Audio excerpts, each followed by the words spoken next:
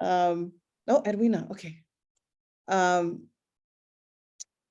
So today in Hawaii, it's August 4th. And in many other places, it's August 5th. Today and tomorrow are the close of what is known as the Rim of the Pacific maritime war games or maritime exercises. They are the largest maritime exercises in the world, hosted by the United States Indo-Pacific Fleet or Command in Pearl Harbor. And it's 26 nations.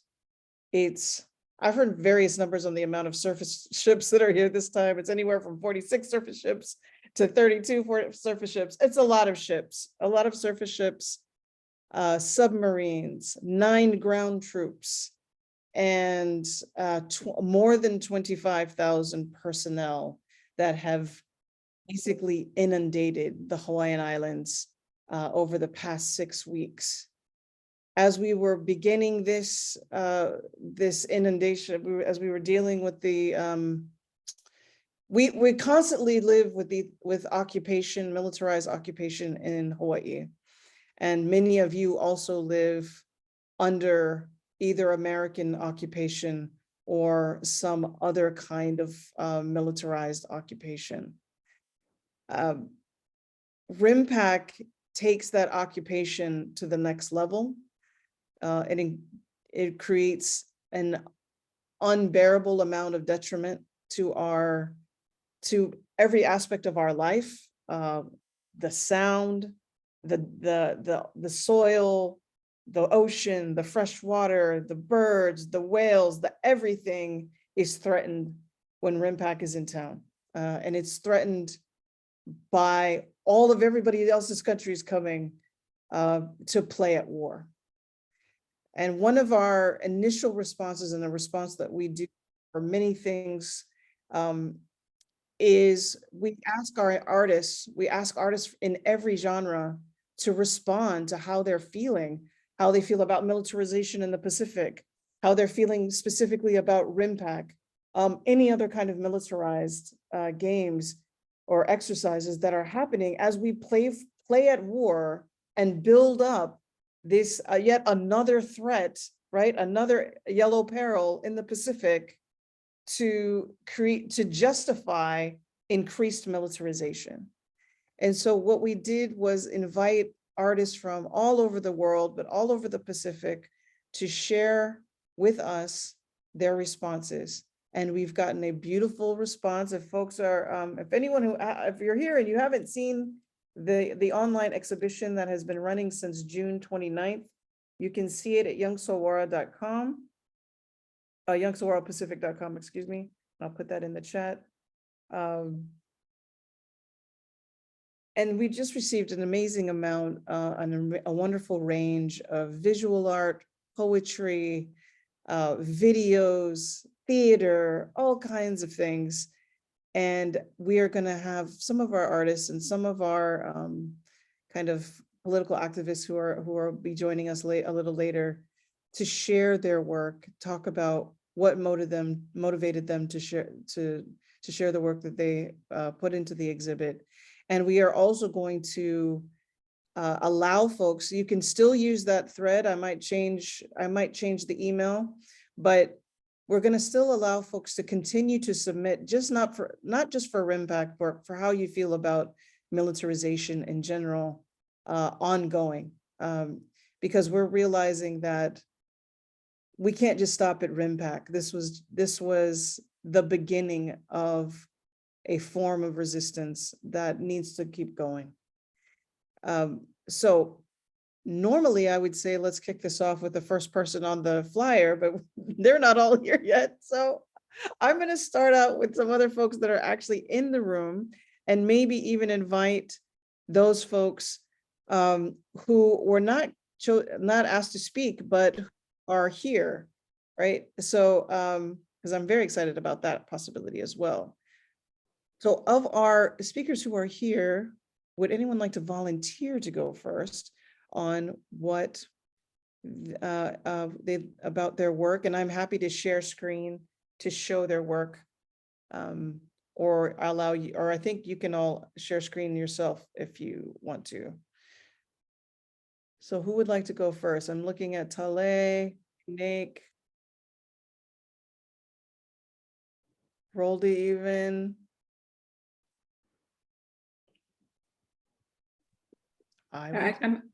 Okay. Sorry, does someone else want to go? Nope. Otherwise, I can go. Okay. Joy. Yeah, my name's Tale, and I'm joining from unceded Ngunnawal Ngambri Indigenous lands, which is otherwise known as Canberra in Australia. And yeah, I'm a diasporic Fijian woman who was born and raised on Gadigal land of the Eora Nation. Yeah, so I'm a settler, and yeah, learning about RIMPAC through Joy and others about militarization in the Pacific has been really important to me to understand, yeah, Australian militarism. And my contribution, I guess, was kind of reflecting on that history of Australian participation in RIMPAC. And they were a founding member from 1971, which really shocked me because, you know, the first time I heard about RIMPAC, I was thinking about it the other day, was about 10 years ago when I was about 18. And I was a Rihanna fan, and I decided to go and see this movie called Battleship.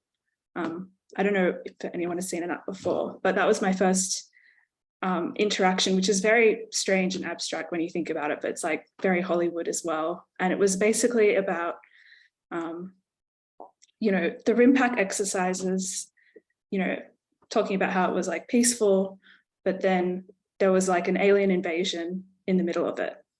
So it wasn't really where they, you know, used all their war weapons against this alien invasion. And you can read into that all types of way that you want. But yeah, that was kind of the first time I'd ever heard about RIMPAC in this quite a strange way. I wasn't ever going to see it in, you know, wouldn't have seen this movie otherwise if Rihanna wasn't in it. But yeah, from that going on, like, I didn't really have that many critical thinking skills at that time in my life. But, you know, since I've kind of come to understand, yeah, what Australia's relationship to RIMPAC and how we've been participating in it since 1971. So yeah, for this, my contribution, I initially wanted to do a screen print, but it ended up just being a digital collage. And I might share my screen now. Oh, sorry if that's, I don't know if that's big. Maybe I'll do it like this. Because I wanted to understand for myself the history of RIMPAC, or how RIMPAC has been talked about in the Australian media. Because, I mean, most people I know don't know about Australia participating in RIMPAC since 1971. And what I found was that most of the reporting that I could find, and I was using this website called Trove, which has all these old periodicals of, you know, of Australian newspapers and that type of thing. And I could see that RIMPAC was mostly only represented in defense periodicals. So it was like a very specific, you know, very specific newspapers talking to a very specific group of people. And besides that, all I could see was like silence, basically from the mainstream Australian media about this since the 1970s. And you can kind of see the defense periodicals are in the background. And it was really interesting just to see all the different types of like how proud Australians were to be debuting different, you know, ships and, you know, like, for example, Orions and different types of helicopters and yeah, just harpoons, all these different type of things since 1971, all the way into 2000s. And the aesthetics type of change, it shows happy white servicemen participating. Australians are very celebratory of it. But yeah, and then I found this one thing up here, which kind of confirmed what I'd been thinking when I was looking through these periodicals, which was national newspapers seldom take a great deal of interest in military exercises involving Australian forces overseas, which I put at the top there. And yeah, besides that, I mean, the one, like, I guess interventions, maybe the wrong word, but, breakthrough, like that went against this like regular reporting was, grassroots periodicals like that were related to Protect Ka'ulave, Ohana, and Nuclear Free and Independent Pacific Movement. And so organizations like that offered, the alternative press in particular kind of spoke back against that from what I could see in like the archive in Australia. I decided to kind of represent these or like by pulling some of the logos, like Stop the Bombing up here. And I've colored them myself, and the logos for Nuclear Free and Independent Pacific Movement. And, with Pacific periodicals, what I love about them is that there's so many images and drawings and that type of thing, which is just so different to the aesthetics of defense periodicals. I kind of just wanted to bring Pacific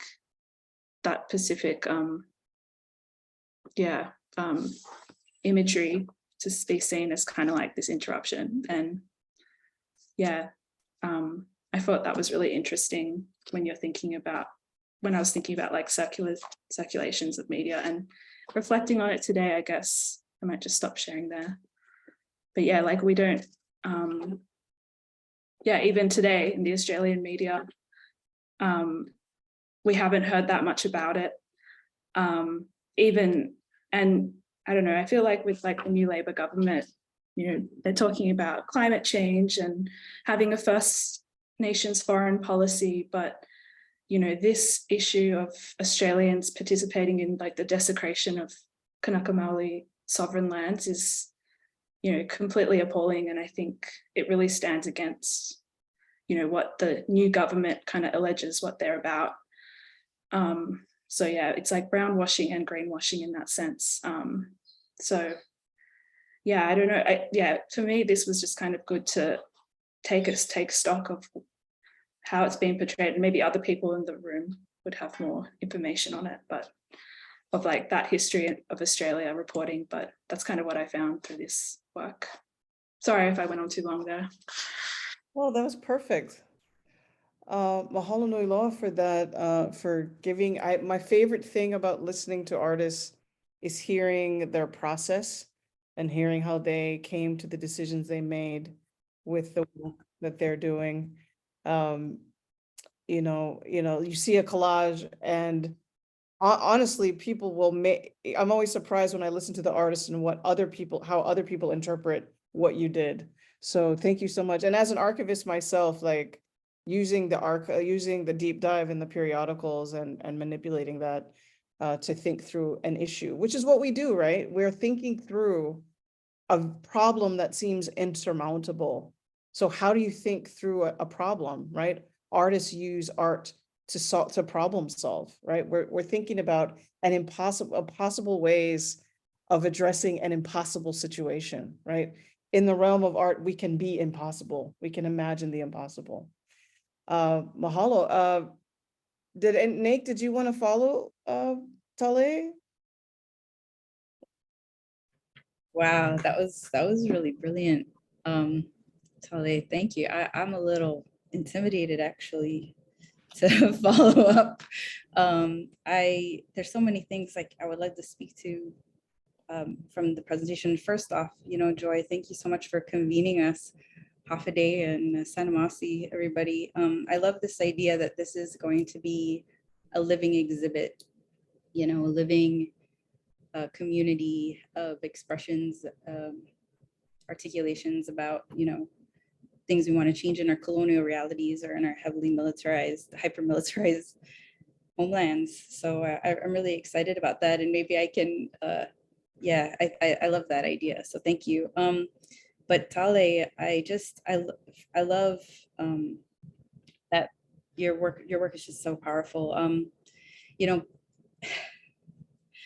I really appreciate this idea you talk about, also about awakening to the truth, you know, and this sort of way we develop a critical, sharper eye, you know, and your eye is so sharp and so critical, you know, for you to go through the history of the reporting. Guam also has a media that has a history. It has its start in military news, and you know, we have critiqued sort of some of the absence of reporting on military exercises or other things, you know, or presenting bias about military activities here. But I really appreciated your work so much, and looking at the grassroots media as well. I just think of our grassroots media. Anyway, it was just phenomenal. Thank you so much. And let's see. I was just so into sorry, into the last presentation. I'm a little, well, I have the actual images here. So, you know, lately I haven't been doing as much art making as I would like. And sometimes when you've stepped away from something that's such an important part of your practice, and something that is such a big part of your identity and who you are, when you come back to it, you're just dealing with a lot of other things, you know, and with the chaos, the constant chaos of everything happening, you know, RIMPAC, everything happening here, everything happening in the world, it's just really hard to sort of be able to be still, you know. And for me, a lot of the art making lately has been protest signs. So I actually really tried hard to not do some protest signs this time. Although I really did, I really did, and I might still put those in, but I had to have a play. I just had to have a play, and I just had to keep playing with materials and to see what was coming up for me, because I was flooded. I felt flooded, you know, with a lot of things happening. Flooded here in Guahan, in my things happening in my personal life, in our activist community, in, you know, and everything happening with all the work we're doing to stop all kinds of military violence here, you know, whether it's the lawsuits we're engaged in. I mean, it's just, there's just so much noise and so much work to do, and it could just feel so depleting, like, you know, like militarization is, it's exploitive and depleting. I mean, and to live in a military economy, to live in this colonial reality every day, right? It's just, there's just so much noise, and you just got to find joy, and you got to find the stillness. And so all I could do was play. And something that kept coming back to me, and something I kept listening to, was the collaborative poem "In a World Without RIMPAC" that the Cancel RIMPAC Coalition put out 2 years ago. Joy was one of the producers, of course, and Mikey in a way. And I'm pretty sure everybody here has seen it, but I just, you know, I've been following RIMPAC. I've been looking at all the news. You know, in terms of looking at the media, I saw a story. I saw an interview with Kim. I saw this, you know, the news coverage where they were inviting folks to come in on the ships and try the food. And I thought of military propaganda a lot also. And we just had our Liberation Day / Reoccupation Day festivities here. And those are also hyper militarized. Those feel like propaganda, you know, a lot of times. And just thinking about how we're flooded with all of that. So looking at all the images, you know, of the explosions in the ocean, looking at all of the aircraft, you know, reading about all of the news reports of the violence against, the gendered violence, the violence against women, and then also looking at all the actions, the incredible actions taking place occupying Pearl Harbor, and watching Kim do those great press conferences, you know, looking at theater as protests, and performance artist protests, and music as protests, and of course, all of us, this gathering as protests.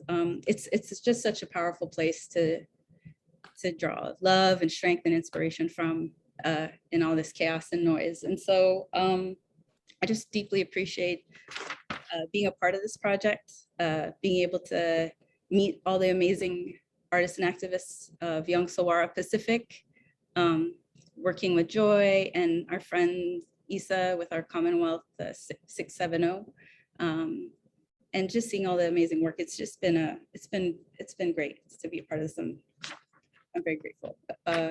So I was feeling a lot of love, you know, and there were some lines in that poem that just kept echoing, and you know, the repetition of she will breathe and we will breathe, free, freely, freedom. So I took some of those lines from the poem, and I did a piece in response or in reflection of that. And so I know Joy can screen share it, but I also have it here, and I thought it might be interesting to show the actual piece a little bit up, I don't know, in person and up close. But we'll also do the screen share. Okay, I think I'm gonna screen share it. Okay. I don't know. Let me see if I can find that. Oh, I can do it. okay, I got you. Wait, Okay, I got someone else's art up first. Hold on. okay. Oh yeah, that's amazing. I got Oh, there's Rowdy, and Rowdy's here. I really hope we get to hear from Rowdy. Ah, yes, here we go. Right there, right above I just Tales. posted, right? Yeah. Yeah.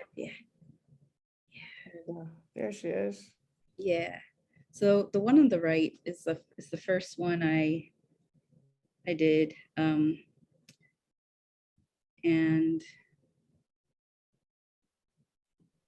you know, I don't know, it just was a lot of play. I had to play. So it's a bunch of different material. It's color pencil, crayon, watercolor, acrylic paint, marker. I just kept playing and just kind of let just things emerge on their own. I kind of had this heart jellyfish. I was really thinking about, you know, the heart of the ocean and the heart of our planet and all of our hearts. And I just kept coming back to this image. So, and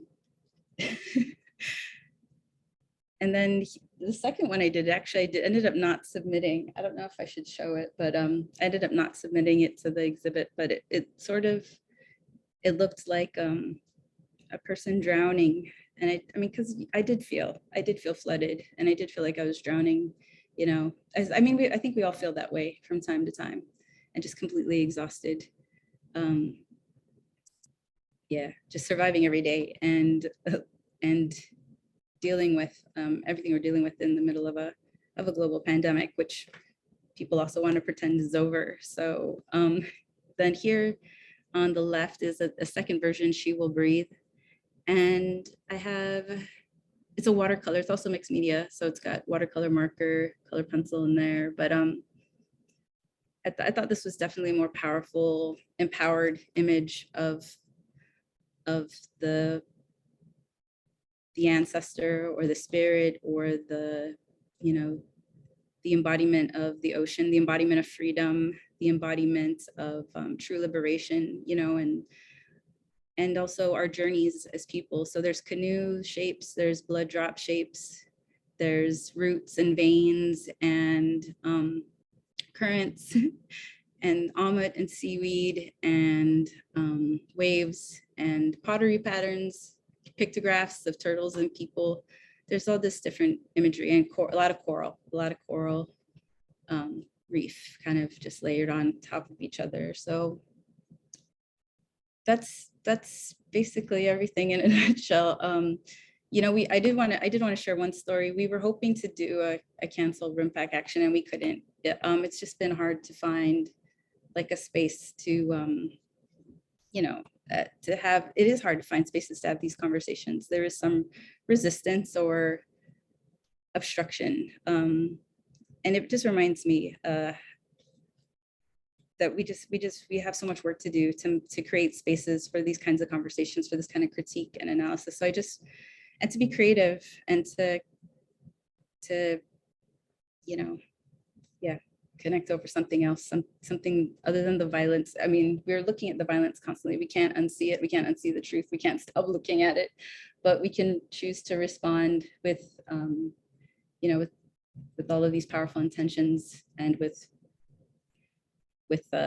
love. So that might have sounded cheesy, but yeah, I'm just really grateful and honored to be here with you all, and Sanamasi, everybody. And I really hope we get to hear from Rowdy, who who submitted and whose beautiful work is featured on the flyer for this event. And I also want to say hi to my friend Yaz, who's a weaver and an artist who I hope contributes to this beautiful growing exhibit. And Yaz and I were on a webinar just a few days ago too about, also talking about struggles in West Papua. And so this, what I love is that also byYoungsolwara has an amazing exhibit, a Free West Papua exhibit that I hope everybody takes a look at. But I just love this idea that our Pacific movement, our Pacific community is growing through this work. And I just want to thank byYoungsolwara again, and Koa Futures and everybody for making this amazing project happen. And it's so timely, it's so important. So Sanamasi. Hello, Hanik. Yeah, I think you touched on something that was really powerful. In the one piece that we didn't put online was the sense of feeling like you're drowning. But I think one of the things we were also thinking about is, where is the hope when we're in these situations? Because like the drowning piece is easy, right? It was like, but imagining breathing, imagining a world beyond militarization, that's a little harder to imagine and draw sometimes. But our next, I'm hoping that our next speaker, Luisa, will be Luisa, but I have not heard a confirmation that she's willing to go. Yeah, okay, excellent. Oh, good job. Aloha, Luisa. Walang You're on. nakatuan. All right. Walang nakatu everyone. I'm sorry. I just got in from. We have a workshop here in Holiday Inn. The poem that when I thought about RIMPAC, immediately my mind went on to Nanoke, or the seafood basket. I'll share the poem. Nanoke, weaved together by reams of fresh coconut leaflet. We call it a fire fountain bag, an immeasurable depth. Bumbu's voice, a mixture of delight and pride, as she lovingly gives to me my first homework. Like hot stones, I felt the heat of every word flowing from her. Nanoke, the earth's bread. Nanoke, it's the oyster's bed. Nanoke is the resting place for our head. Her soft voice and wrinkled smile enveloped with directions. Mulay dambuka, mulay zanimamay na sasalo ni Waitui, mulay vili niu. I watched her Mbumbu hands carry the noke for decades. She gently straps it on me. Beautiful Kesa designs printed on the sides, memories of and memories from, and a proverb guide. And the largeness of we in a tide is stronger than the tide in a we. And her pale gray hair and sleepy eyes, she's laid to rest. Bumbu, our noke is heavy on my back. The fire fountain that keeps us warm is at war with the flame burning our feet. It's an unwelcome burst, an exhibition of forced injection, wrapped with disconnection and deception. And it's dressed up as special operations for human protection. Bumbu would say, we look back to look forward.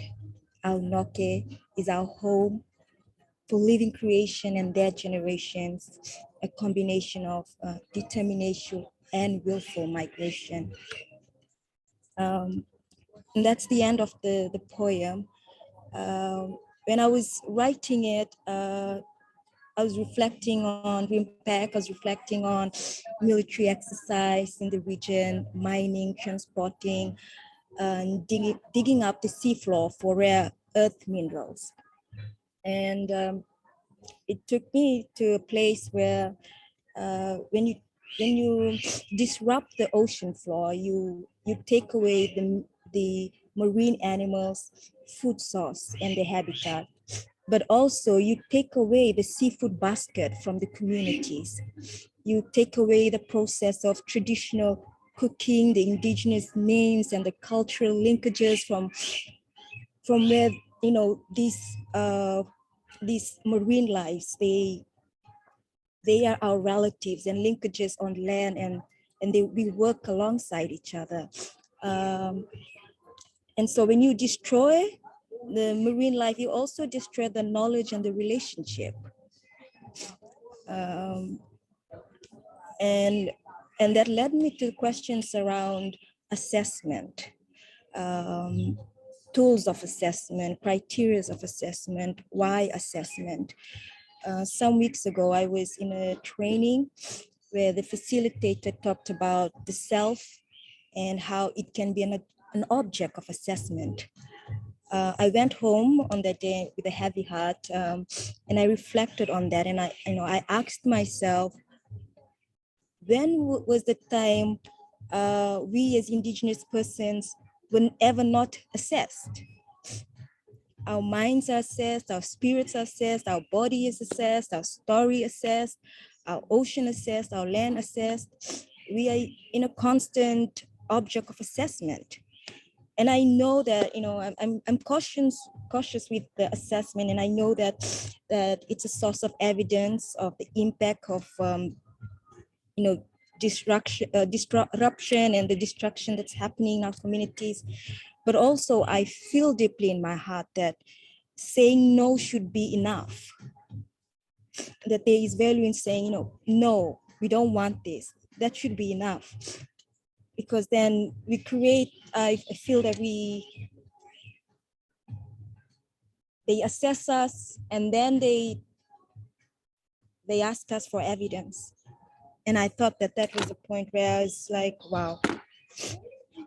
And then we have to assess ourselves again to provide us evidence for why it shouldn't happen. But I feel that saying no should be enough. And yes, that's from me, Naka. Mahalo nui loa, Luisa. That, you know, right now we are, your words actually are making me want to cry, because right now they're asking us to once again go through an assessment for Mauna Kea, for an environmental impact statement, when we've already told them in every possible form, no, we don't want it. And we've given them the reasons, we've given them the evidence, we've shown them the archaeological sites, we've shown them the cultural importance, we've shown them the relationship to all the relationships, and they still want to find a way to justify putting things on our most sacred mountain, on one of our most sacred mountains. We tell them we don't want them to come back with the military, and they constantly say, well, we need to assess that, when you just literally poisoned 93,000 people in our drinking water. So when I listened to, when you said it so perfectly, that we are a constant object of assessment by them, and then we also have to provide them with evidence about why we're telling them no on in our countries, in our land, right? So yes, thank you so much. That your poetry is always so powerful, but like listening to you, your thinking and how your thinking has, just even listening to your thinking, the way it's grown and changed and strengthened over time has really been powerful for me to hear. I can really hear that in you, like hear that strength in you developing, and that ability to say no. And stand very firmly in that no. because we know what we want to say yes to. And so mahalo, I'm going to follow this amazing poet with another poet who a poet and visual artist and someone who is also a binding force. Crystal, do you want to take it away? Hi, hello everyone from Fiji. I'm speaking to you from Fiji at the moment. Thank you for allowing me the space, and it's great to hear all your wonderful voices and pieces, and I appreciate everything you have to say. Always a learning point for me. If you allow me, I'll now talk about my painting. Do you think you could pull up the... Sorry, Joy, do you think you can share the painting and...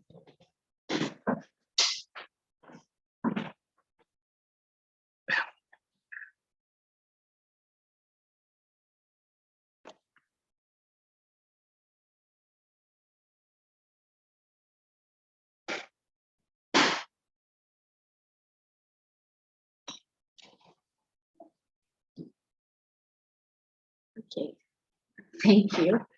The name of this painting is My Mana, and mana for many in the Pacific means spirit or spirit bodies. And so here we have a woman who's holding the sun and is also in the shape of a nautilus, and is also a mathematical structure for the Fibonacci sequence. I chose this for RIMPAC because I think what affects one part of the ocean will affect all parts of the ocean. And that being knowing that we are all connected one way or another.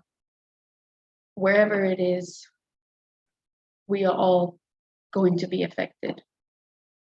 And so I admire what Lisa had to say about assessment and evidence, saying no should be enough, but it always seems like whatever we have to say is never enough.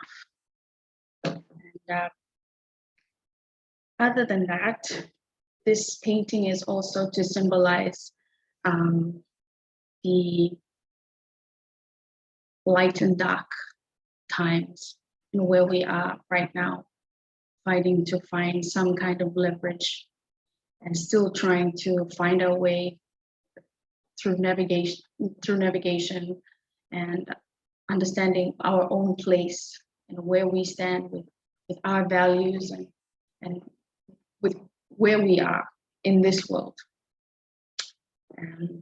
And so my inspiration for this painting and RIMPAC was just togetherness and unity. The ocean is what brings us together from dusk till dawn, even though through breath we're connected. The strongest physical body and evidence that our connection is great is the ocean itself. And yeah, that was my inspiration for the painting. And now I shall move on to talk about my poetry.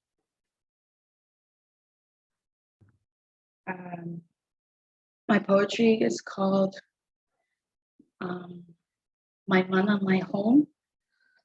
And I had written this actually after I had sat through the Artist Talanoa conference for the PIFs. And in one of the items that was that took place on one of the days of the conferences, there was a group of performers from this Aboriginal group of dancers, and they had said something. They said "Jangana," which was new to me, and it said, and it translates to, "We don't own the earth owns us." And so what belongs will always go back to where it came from. And that inspired me to write the poem in RIMPAC, and how everything we are with connection to the ocean is also a part of who we are. And I shall now read to you my poem. If you haven't read it or haven't heard it, it goes, "You are welcome not to my stolen lands, my quiet grounds, or my croaking voice. My beating heart, I hear her not, I see her not. Her children bear the mark of extinction, and her children waterbound. Her children lost and never to be found, the silence's crippled limbs of the already deaf. Resounding chants of my ancestors' bones quiver in their graves. Must we disturb departed? Her voices sinking deep into the bellows of the ocean. Turning in her rotten corpse, you hear her not, you fear her not. You don't recognize her, her hands cold to brace, yet fall apart. Her tiring tongue of lost hope in her boneless dream. Her dying soul, she weeps, you bleed. But who are we without she? Mana Moana, in everyone and everything we see. So what have you done, and who are you now? What do you know? Leave my lands alone." From this perspective, I'm talking about how the mother in this scenario is the ocean. And we are the children, fighting to be found, fighting to know who we are. And who are we without her? Anyway, thank you for giving me the time. Malo lava, mamalos, basta. Mahalo. Crystal, you were I think, the only one who submitted both poetry and a visual piece to this exhibit. And I deeply appreciate your willingness to share so much of your talents, your gifts in this exhibition. And like I said before, it always inspires me to listen to what was going into the thinking behind a painting or behind the poem, because people will look at a painting and they'll look at it for 30 seconds and they can't know all the things that you're thinking. They're not going to look at, they're not going to say, oh, Fibonacci sequence right away, right? They're not going to see that. And that's why these talanoas are so important, because when you allow artists to talk about their work and the thinking and the depth that goes, that's much more like the choice of painting versus like whether that's, or some other kind of material, all of those things, it makes a difference in how we process the information and deal with what's happening in the world, right? So your work, but being able to do that both, because a lot of times a painting informs a poem and a poem can inspire a painting.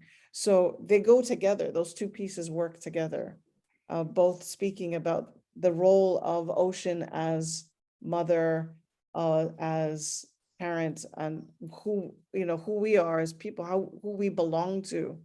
And you're also sharing the connectivity with other indigenous cultures in your work. So, mahalo for that.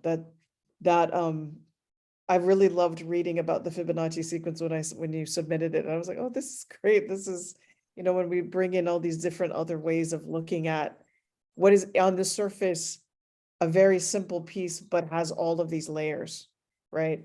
And I think that's the thing about art that people don't always get, is that it's not the surface. It's all of the other layers that go into the making of it. And I believe Hefrani has joined us, so mahalo, Crystal. We are now going to hear from Hefrani Barnes, I believe, if she's ready to go. Are you there? Yes. Can we see you? Hello. Wow. This is quite last minute for me, very unprepared. Hi,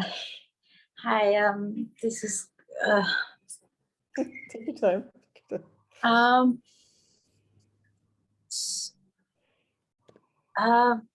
sorry, I'm here to talk about my art piece, right? Yes. Okay, sorry, sorry, yeah, as I said, really unorganized. So, as you've all seen, I'm pretty sure you have seen my recent painting, acrylic painting, which is called Each Strand of Hair. That painting took around 2 weeks to do, and it was inspired by one of the legends from Guam, how the women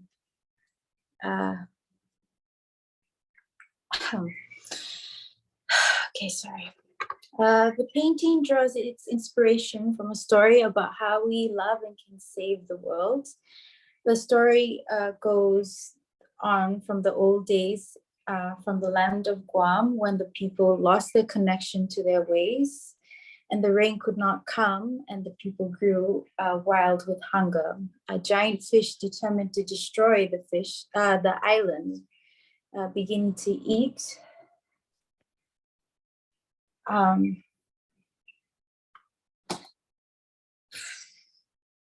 sorry, I'm really bad at this. It's okay. Take your time. There's no rush. So, okay, I'm just gonna, okay.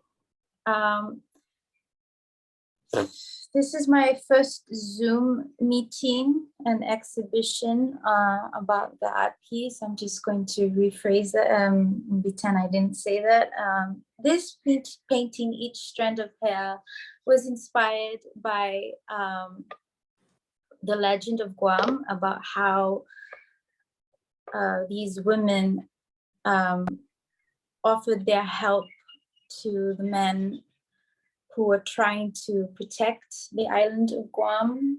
And also, I was also inspired not only with the legend, but also with how the Navy, the Marine,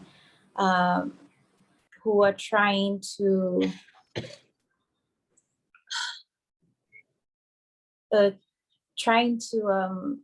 study our marine animals and use them as nuclear weapons. So this painting, I recreated it into a more futuristic and modern, but also with traditional art forms to it. So this painting holds more meaning to what it looks like. It is very simple, but yet, like I said, it holds a lot of meaning to it. As you can see, when you observe with the painting, there is women there who are preventing this beast to destroy the land, but this piece shows that they are out at sea, and they with their chants. You can see the designs that show that's what it does. And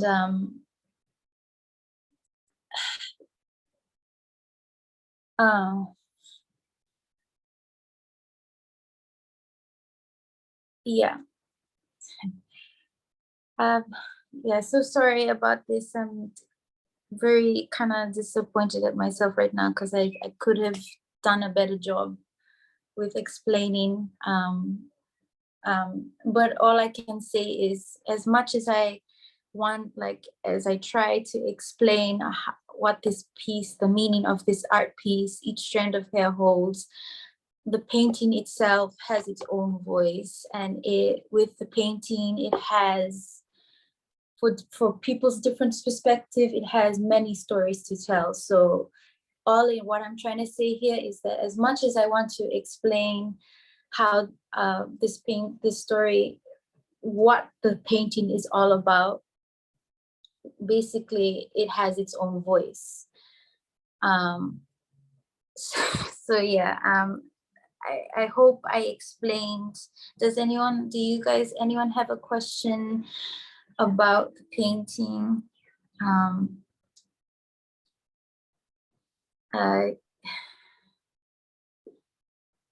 Okay, take a deep breath.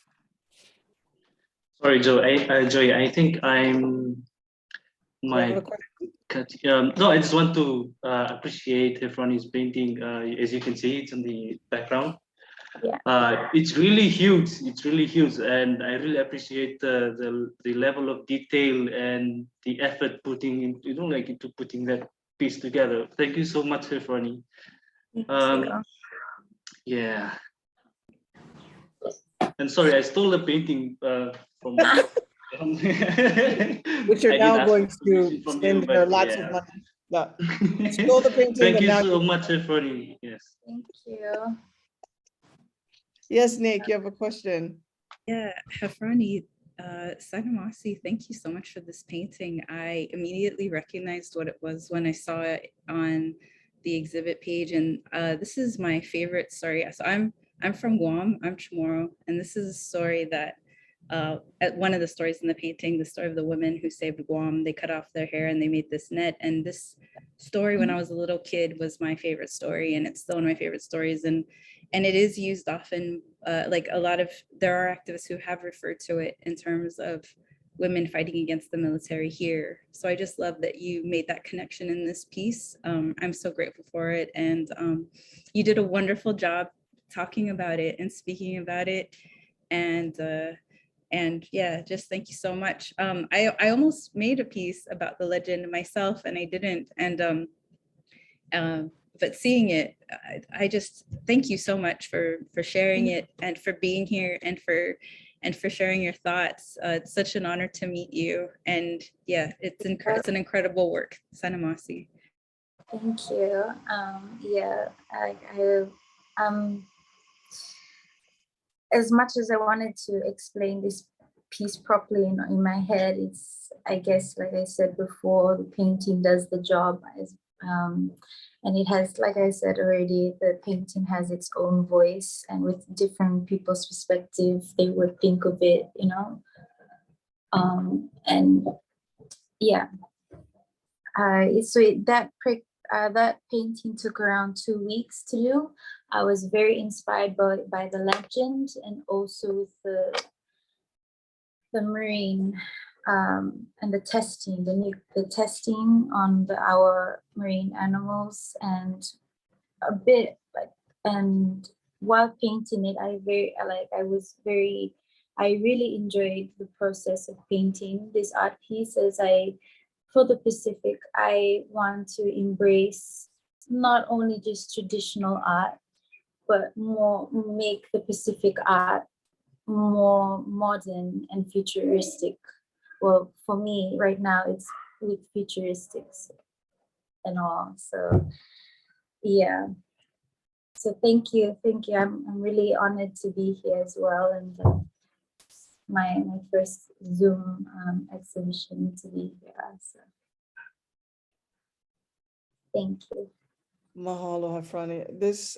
Honestly, I am a huge fan of yours. I have been, you're all over the Youngsolwara website for different, so it may be the first Zoom, but it's not the first online presence that you have. You have very much a presence as a Youngsolwara artist. And I think you're actually our youngest artist to submit. And so I want folks to just recognize, like, her pieces are massively big, and she's celebrated throughout Fiji and throughout the Pacific, right? And so the best artists I know have no idea how to explain their work. So if, like, I don't know what to say right now, like the work is it took me 2 weeks. I was thinking all these things. I was tied into a legend, boom. Don't worry about not being able to always explain it. That only matters for funders. Yeah. But otherwise than that, we feel, like, obviously that piece spoke to folks from Guahan before you said anything. So, and I love the idea of a future Pacific, of imagining a Pacific futurism. We don't talk about that enough. We love our legends, but we need to see those legends, and that we need to make new legends for the future, for those generations following us, and also those generations coming before us, right? So the the sort of move for sci-fi is actually happening quite a bit. So you're right on time with this approach. And I really highly encourage you to explore this as much as you can. I wish I could just spend my time doing it as well.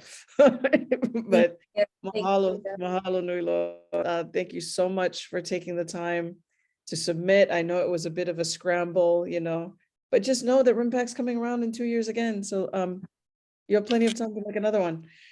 So thank you. I want to invite a speaker who is an artist who was on the flyer, but who wasn't on the flyer to speak, but he was like, they were literally the artist that is the event flyer. So I want to invite Rowdy to come and share their work and their inspiration and their thinking about this project.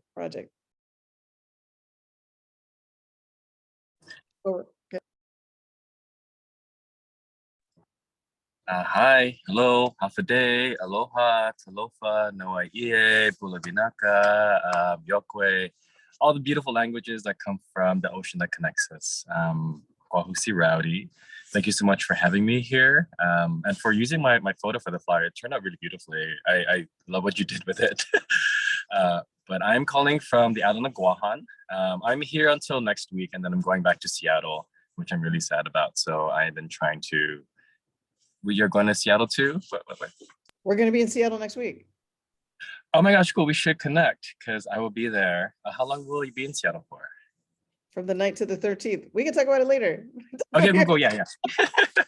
But yeah, so I've been on Guahan for about a month. It's been 5 years since I was last back. And so I'm a different person. I think the whole world's a different person, different people. And it's been really lovely to connect with the land, with the sea especially. I miss, Seattle has cold waters. I love the waters there, but the oceans of the Pacific are, you cannot, it cannot compare. And so being here, one of my favorite things is just floating in the ocean, just feeling held, feeling connected to something larger than myself, right? I think sometimes I forget that in the diaspora when I'm in Turtle Island, just trying to make it.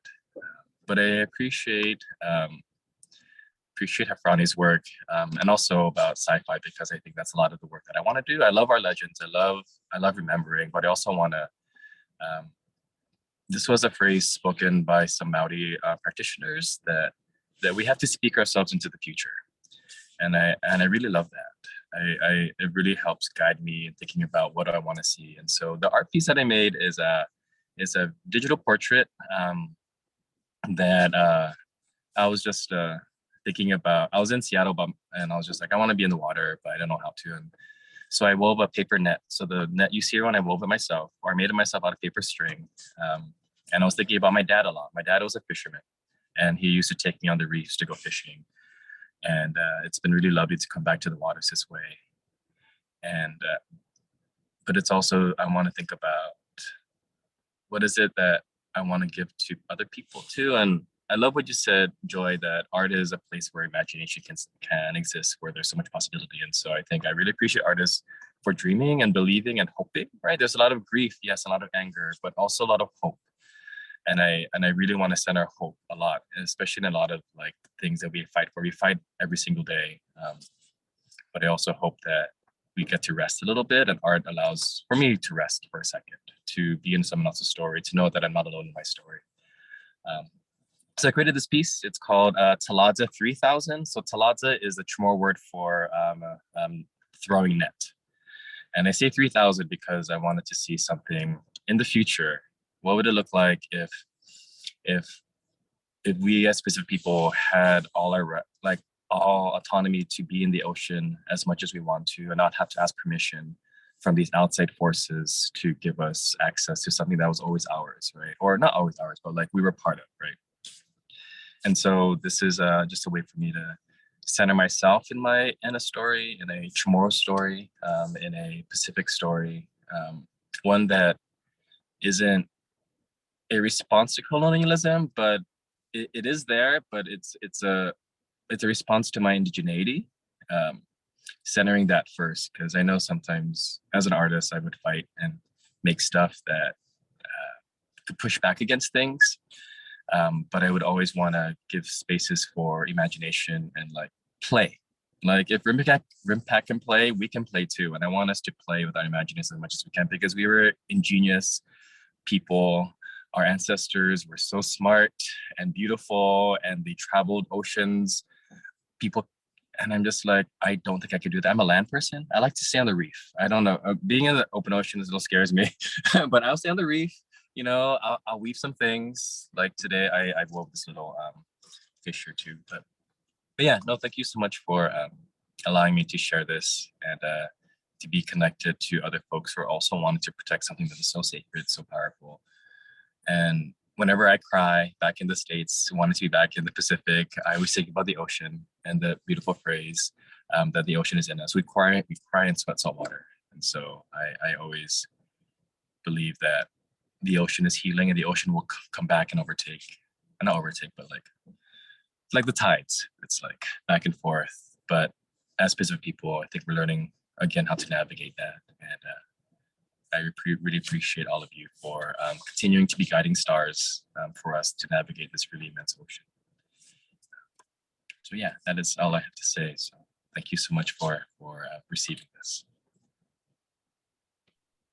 Mahalo, Rowdy. That was amazing. I loved your explanation. I hope we do get a chance to hook up in Seattle next week when we're there for a very brief visit. But and thank you for also bringing Teresia's words back to us. You know, how do you not cry when we think about RIMPAC, when we think about Talisman Saber, when we think about the ways in which other countries are coming to train to oppress in our waters. And there's very little recourse outside of mass demonstration and organizing that can stop it. Because we've done all the testimony, we've done all the things, right? We look at all the environmental impacts. They throw in thousands and thousands and thousands and thousands of pages of data and document and assessment for us to prevent us from being able to stand in front of their tanks. And then when we stand in front of their tanks, they throw laws at us that say we're terroristic, when we are the ones dealing with the terror of the state, when we are the ones who are dealing with genuinely insecure in the name of their national security. And we just got notification today that in a press conference from our Board of Water Supply that the well, like one of the wells in this Red Hill situation now has cancer-causing fuel chemicals in the water, and the plume is moving actually closer to where I live. So we've already shut down 2 wells, and we may have to shut down a 3rd. So these kinds of things, like we need, where would we be without the artists imagining a different world? Where would we be right now? You know, artists writing a song, artists writing a poem. That's where we can breathe, right? Because where would we be right now if we had no release at all, right? Culture being our greatest buffer and place of breath, right? And so mahalo so much, and thank you so much for letting us use that image for kind of force that use of that image, because it was like, this has got to go on a flyer somewhere. I don't know how. Oh, this is perfect. And I'm glad that you liked it. And to continue our reflections on the long, far-reaching impacts of RIMPAC, I'm going to ask Rosa to share some of her words and her reflections on this exhibition and militarism. Mahalo, Joy. Thank you for everyone who already shared their amazing work.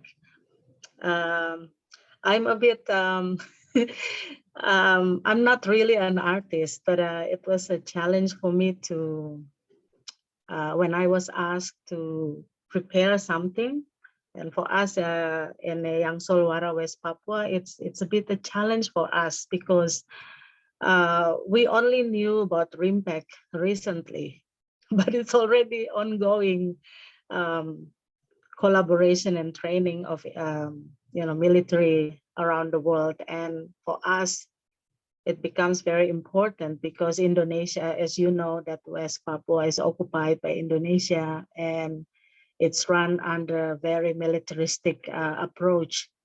And we found that the RIMPAC is actually kind of a training place for the Indonesian military, especially Indonesian Navy, to prepare themselves to make stronger defense across the region, especially across their territory that they claim, including West Papua territory, West Papua Ocean, and just find out that Indonesia military has been very actively participating in RIMPAC since 2014.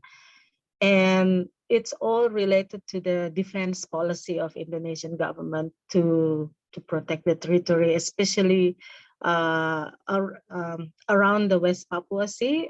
So they have 3 Navy based only in West Papua. So one is up north in Jayapura, which is where I live.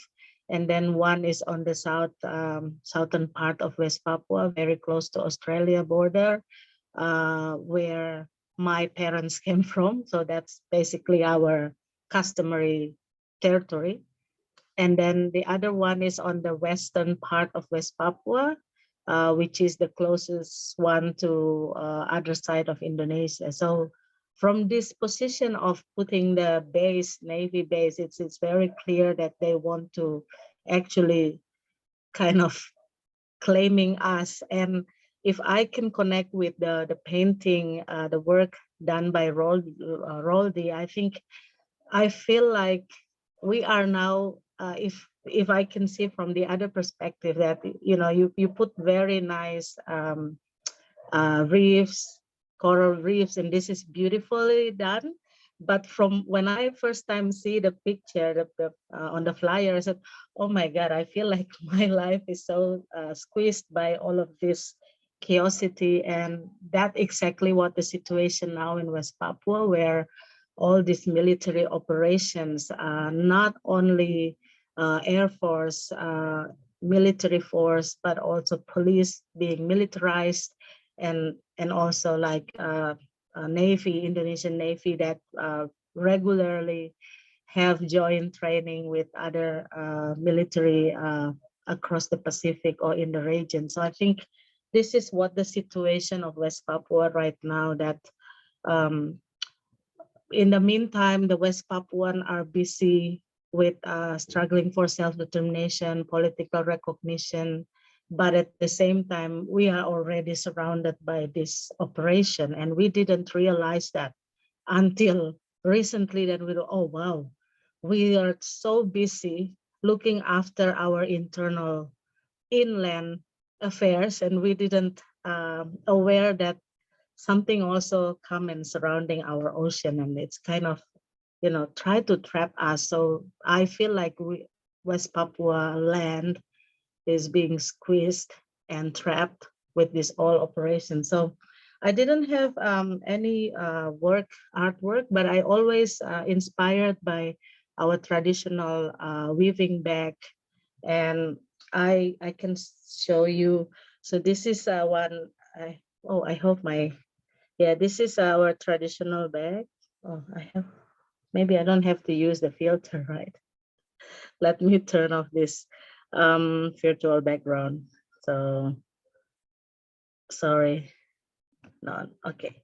Oh, sorry, it's my background is full of painting and artwork of my father. So just try to continue that.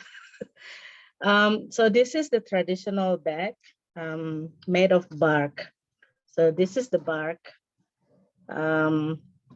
So this one is made by my grandmother. So my grandmother weaved this and she gave it to me. And you know that in our culture, like when grandmother passed the knowledge of weaving to the mothers, and then mother will pass down to the daughter. So that's exactly what happened. So this is from my grandmother, and then this is made by my mother. She gave it to me as well as a present. And this is my work, like unfinished work. I haven't finished this. It's a long process to finish this, and this is like a process of reflecting what happened, because in our traditional way, women always put the baby inside this, and this is a smaller one, but the big one always being used. I think in Papua New Guinea they also have the same culture with us. As you know, we share the land. So in Papua New Guinea they call it bilum. So inside this bag we put baby. So life started from this, and for many of us in West Papua, especially for West Papuan women, this is like women's womb. So it gives lives and it's protect the life. And our situation now is like we're busy to, especially in my generation. So in the past, it's been done nicely and smoothly and beautiful. But now is the challenge for me is a lot of things going on. And when I'm trying to finish this and protect our life, and many younger generations try to protect our life, we also get a challenge from outside. So, when we process the materials like this to become like this, it takes some long step. Like, we have to choose we have to smooth the materials.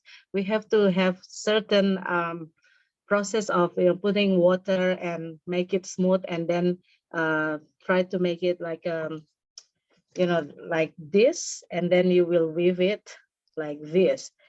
And because of this situation, we even didn't have enough time to look after a process, because all the materials, which is for me, materials is the West Papuans, all the materials become harder because of the external factors.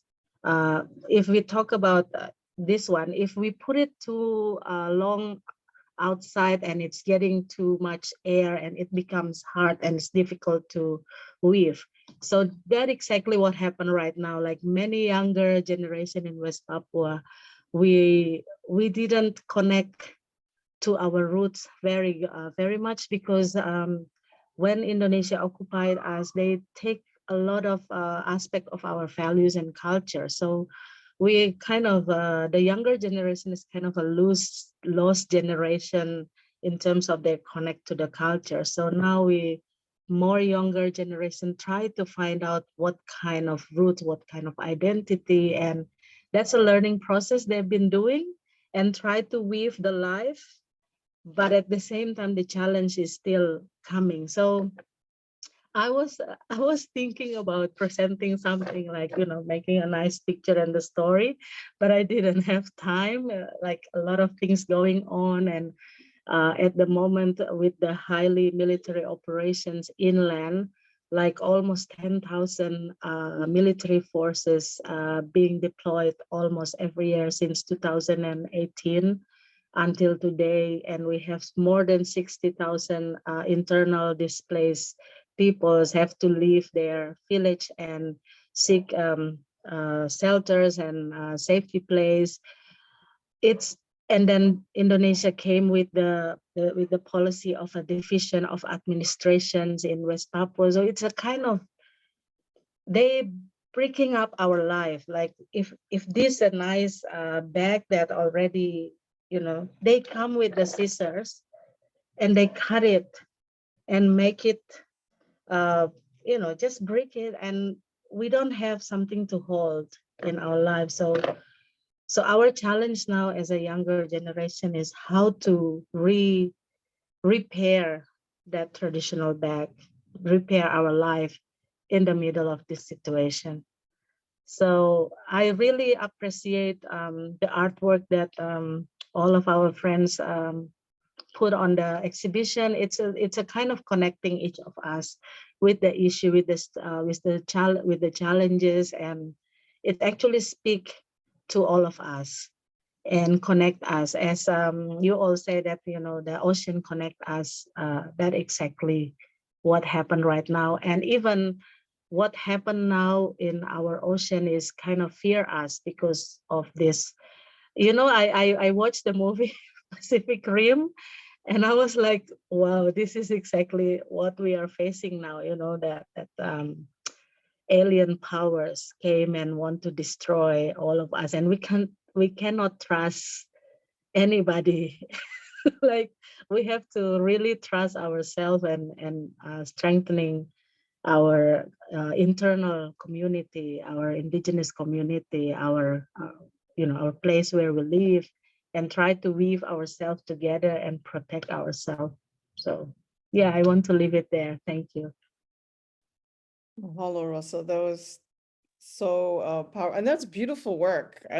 You know, I love how you think you're not an artist, and just that little bit, I was so excited because weaving like on that level is so hard for me. So I'm always impressed to see it.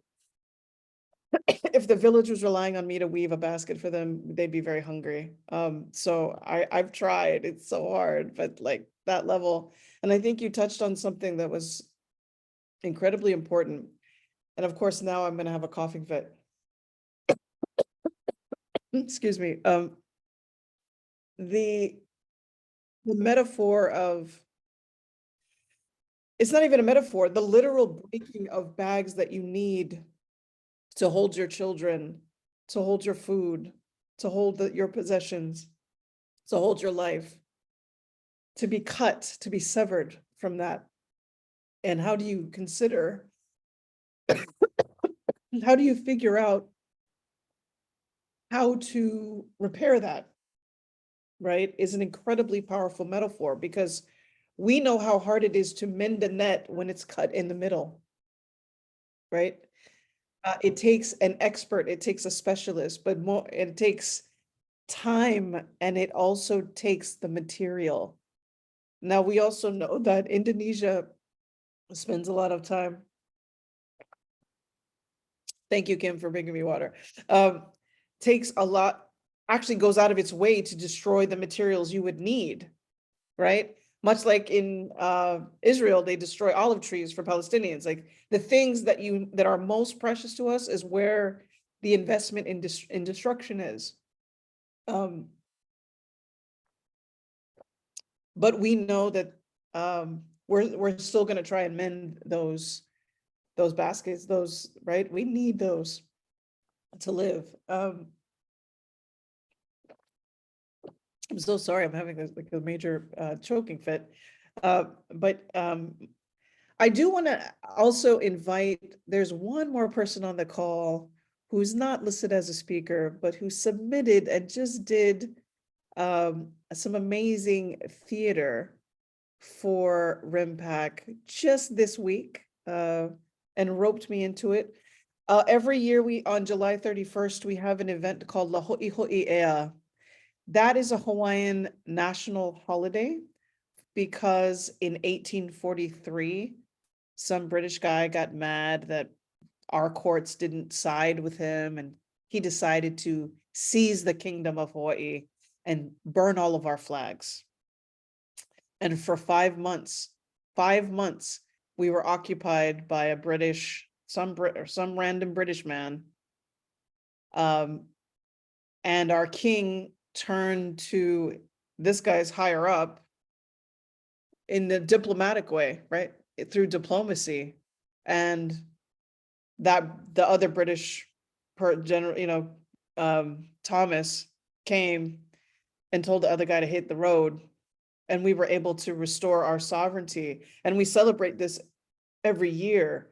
And there were vast celebrations throughout the country when that restoration happens. We know how much restoration and diplomacy matters, right? The recognition that we were a sovereign country, that we are a sovereign country, and that we don't need to have a standing army to expect people to behave in a way that supports humanity and life, right? So on that day, we did some street theater that was keeping in mind that not everybody knows what satire and street theater is. We did a little bit of street theater, and Kim was the writer and director and lead actor in that. So I'd like her to share just a little bit of that piece. I don't know if you, I don't think we have time to share the whole piece, but if you just want to talk about it, Kim.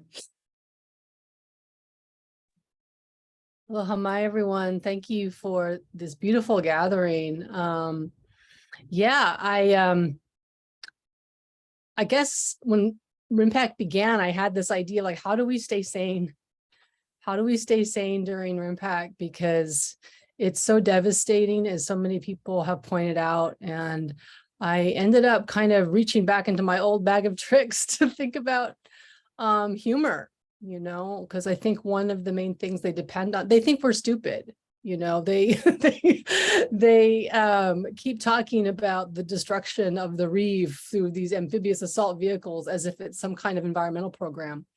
I mean, they literally, you know, insult us with that kind of language. And so, yeah, I had this idea to, within the context of this Hawaiian sovereignty event that Joy was describing, to not just kind of, you know, have a talking head educational kind of thing, but to try to do it through theater and to lampoon the ugliness that confronts us. And so I played Secretary Will Whitewash of the US Navy. And on either side of me was the Senator Limpiar, if anyone speaks Spanish, that's like the cleanup man who's very embarrassed by the secretary for being so plain spoken about you know, wanting to get laid while he was in Hawaii, and you know, all the nonsense of militarism. You know, the state is trying to make it sound like a green program, like a brown like an indigenous program, like a LGBTQ friendly program, etc. And then on the right of me is the CEO of Lockheed Martin. So, you know, thinking about not just the way that these imperial countries are destroying our environment, but the way that corporations are guilty. They're kind of the silent partner that is, you know, making all the warmongers' dreams come true. So yeah, I'll put our in the chat if people are curious, but I've been doing some, we're going to be in Waikiki tomorrow morning. We're going into the belly of the beast because RIMPAC, I think, is ending today. And so tomorrow, conceivably, like all of the 25,000 military personnel or whoever's left here are going to be partying. It's Friday, and they're going to be down there, you know, celebrating. And so we want to poop that party and help help our you know, free thinking people here in Hawaii to, as we say, like, to give the people the last laugh, and to demonstrate what a proper functioning media might look like. So we at Lohi'Hoi'ea, we had young Kanaka women on the mic pretending to be journalists, you know, pointing the finger at the men in power, and asking the hard questions that unfortunately our media does not ask, which you know, was it Louisa, I think, who pointed that out about the no, is it I'm sorry, I've forgotten the first speaker, the Fijian sister, Tale, excuse me, was talking about the role of the media. I think that that's been a big part of what's been so devastating about RIMPAC, not just what they do, but how they describe it. You know, they describe it in such celebratory terms. So the skit has been a way for us to speak back to that heva, as the Hawaiians say, to that disgrace, that sin. Thanks, everybody. Aloha. Well, look, Kim, tomorrow's the official close, so that'll be an interesting close to the exercises that shall not be named, that should not exist. We are pretty much at time, but if folks have questions for any of our artists, does anyone have questions or want to make any comments before we close, Agino? Um, sorry, I'm not an artist nor a poet. I remember back in the days, my grandfather used to say, if you don't participate, if you feel like you're useless, all you have to do is keep thanking the people who are moving the movement forward. So on behalf of, for those of you who don't know me, my name is Hagino, and I'm part of the byYoungsolwara secretariat team. Apologies, the rest of the members couldn't join. Yeah, but on behalf of the team, we would like to thank Joy, especially for putting all of this together. It was such an, well, from my side, I don't have good experience with the website, but so far I'm learning from the best. Thank you so much, Joy, for putting all of this together. Not forgetting our artists. It was really beautiful, the gallery on our website. I was just scrolling through this morning and it was really amazing, the work that was done. Thank you so much for your contribution, your commitment to the movement, to the cause. Also to our speakers, thank you, Rosa, Joey, Nick, especially for Rosa and Nick for accepting our invitation. I know you guys have busy schedules. Thank you so much for your time. It's nice to see you, Rosa. Also, yeah, thank you to everyone that's tuned in this afternoon. Yes. Thank you so much, Naka. Naka. I also want to say mahalo nui loa to byOungsolwara Pacific, to Pang, to Prutehi Litekyan, say Ritidian, to the OCW 670, to Pacific Peace Network, and to all of our sponsors for allowing us to imagine this could be done. I was when just before RIMPAC started, I reached out to byOungsolwara because for me to make this, to talk about militarism in the Pacific, it has to be the whole Pacific.